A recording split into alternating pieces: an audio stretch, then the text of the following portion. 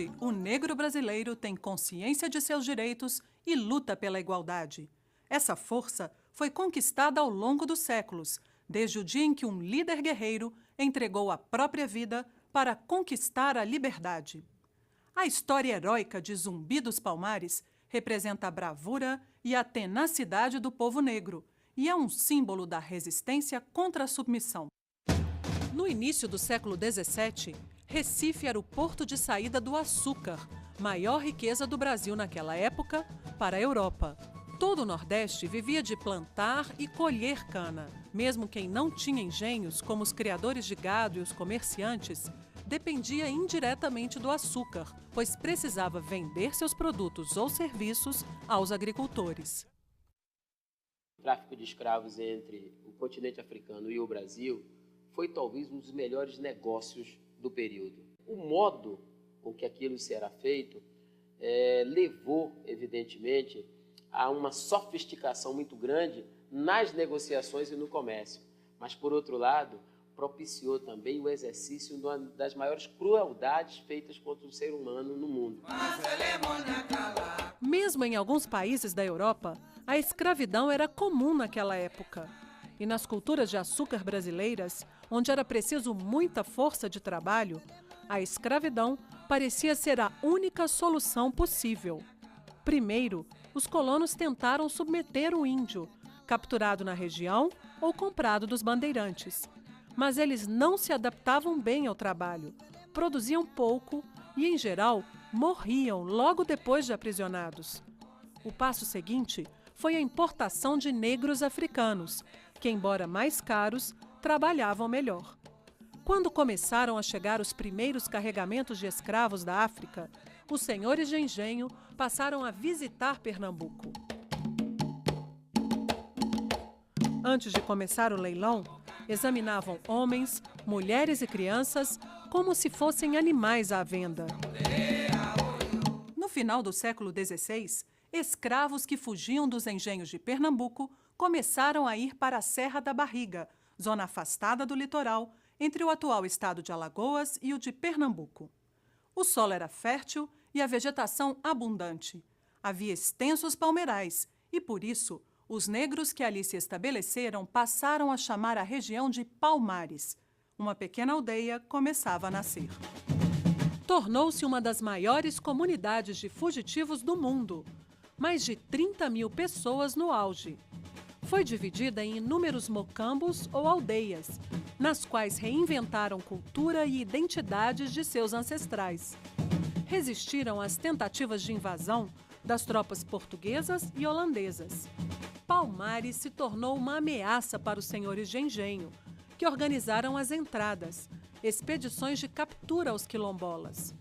Os quilombos também se espalharam por Sergipe, Espírito Santo e Rio de Janeiro. No século XVIII, surgiram outros nas capitanias de Goiás, Mato Grosso e, principalmente, Minas Gerais. Gangazumba foi aquele que deu a conformação mais largo alcance no plano da política para o chamado Quilombo dos Palmares. O que é que ocorre? Nas negociações realizadas entre Gangazumba e o Reino de Portugal, ocorreram traições, podemos dizer assim. Ou seja, acordos que foram firmados não foram cumpridos. E isso começou a desgastar a liderança de Gangazumba perante os quilombolas. Zumbi surgia como grande guerreiro. Seu nome e sua coragem começavam a virar lenda. Vários governadores de Pernambuco tentavam acabar com Palmares, dentre eles Pedro de Almeida. Para ele, mais do que a extinção do quilombo, interessava a submissão dos negros ao governo. Chegou a propor um tratado de paz, que oferecia, em troca da lealdade à coroa, o reconhecimento da autonomia de seus habitantes.